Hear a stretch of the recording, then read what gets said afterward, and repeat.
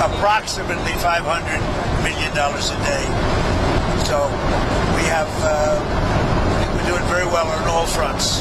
Before we leave Taiwan, Mr. President, President Xi said that there was a risk of conflict with the US over Taiwan. What's your response to that? I don't think there's a conflict, other than we don't need their strait. We don't need the armors. On Taiwan, Mr.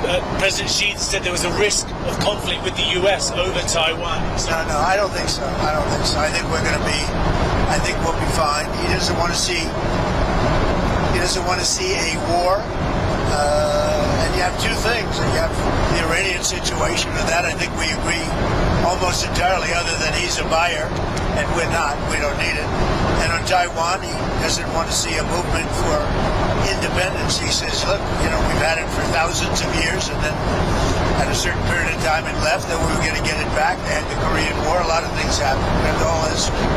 But no, on Taiwan, he feels very strongly. I made no commitment either way. We'll see what happens. What about the arms sales to Taiwan? I'll make a determination over the next fairly short period. Well, you're not necessarily going to go ahead. It was your proposal. I'm going to make a determination. I'm going to see. I have to speak to the person that right now is, you know who he is, that's running Taiwan. Mr. President, did President Xi make any firm commitment to put pressure on the Iranians to reopen the Strait of Hormuz? I'm not asking for any favors, because when you ask for favors, you have to do favors in return. We don't need favors. We've wiped out their armed forces, essentially.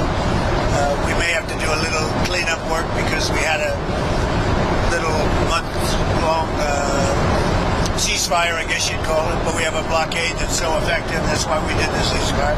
We really did the ceasefire at the request of other nations. I wouldn't have really been in favor of it, but we did it as a favor to Pakistan, with terrific people, the Field Marshal and the Prime Minister. But no, President Xi and I agree on many things, and we agree very much on trade. We're trading. Our farmers are going to be taken in. Our farmers are going to be very happy with the deal we made.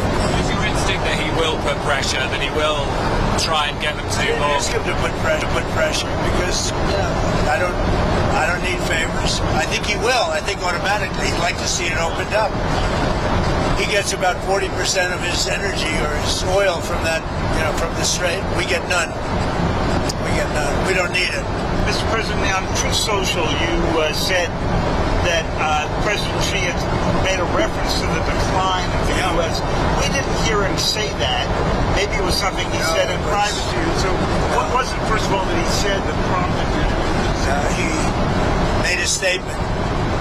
It might not have been from him. It was somebody, but they talked about the decline. But he said today, and he said it very publicly, he said the U.S. was declining for the last 4 years. And he said what President Trump has done in the last 15, 16 months has been virtually a miracle. He said we have the hottest country anywhere in the world. But he said that it was a declining country. Under Joe Biden, he said we had a seriously declining country, which we did, with people pouring in from all over the world, from prisons and everything else. He said what President Trump has done has been a virtual miracle. It's the hottest country anywhere in the world, and it is, yeah. On a different subject, on Cuba, there's reporting that Raul Castro could be indicted by the DOJ, I believe. What does that mean? Well, I don't want to comment on that. I'll let DOJ comment on it. But they need help, as you know. And you talk about a declining country. They are really a nation or a country in decline. So we're going to see. We have a lot to talk about on Cuba, but not maybe for today. Tariffs, Mr. President. Did you agree with President Xi to extend that year-long truce on tariffs? We didn't discuss tariffs.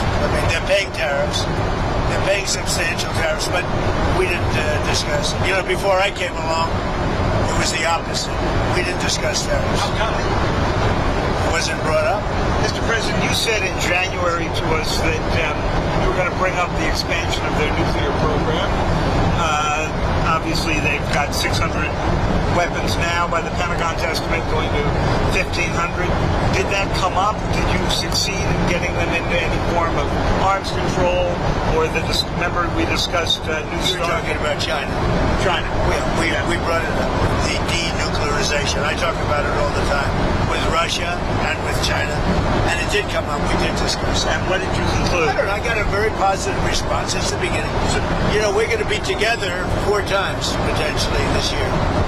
We have the G20, which he wants to come to, which I'd like him to come to. It's going to be in Miami. It's going to be in Doral. And it's going to be, I think, very good. Much more important if he's there. And so you have the G20. We have one that he has, as you know, in November, Right. in China. He's asked me to be there. I'm going to try and be there.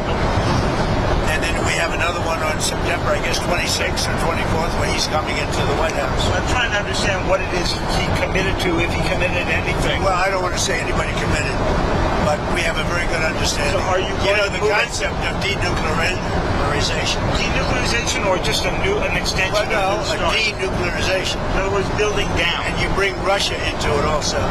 But the concept of that is something would be very good. Sir, can I ask you- about the political prisoners in China? Did you bring up with President Xi any of the political prisoners in China? Are any going to be released? Any progress? I think he's giving very serious consideration to the pastor. The pastor is said he's giving very serious consideration to that. What about Jimmy I discussed it. What about Jimmy Lai? It's a tougher one. I did bring it up. It's a tougher one. For him, it's a tougher one. What did he say about I it? understand it. It's, for him, it's a very... He told me, I don't want to mislead anybody. He said Jimmy Lai is a tough one for him to do. They went through a lot. And right or wrong, they went through a lot. So he told me that would be a tough one. He said he's going to strongly consider the pastor. Sir, can I ask you 2 on technology? First, computer chips, advanced computer chips like the H200s that Jensen has. Did that come up at all with It didn't come up, but as you know, Jensen was there. He's an amazing guy, Davidian. And he would be inclined, they have much higher level than the H200. But the H200 is good. China needs it. And so, yeah, it came up. They haven't bought it We so haven't far. much, no, because they chose not to. They want to try and develop their own. But it did come up, and I think something could happen on that. And then on artificial They intelligence, have quite a bit higher level. But the H200 it's a great chip. and then on artificial intelligence, what is it that you want to get done? Did you bring up We did. mythos and all those things? We talked. We're leading by a lot, but they're second, and they're very strong. And we talked about possibly working together for guardrails. And what And kind he's- of and he's guardrails? very- What kind of The guardrails? standard guardrails that we talk about all the time. AI is fantastic. So many things can happen in terms of health and medicine and operation.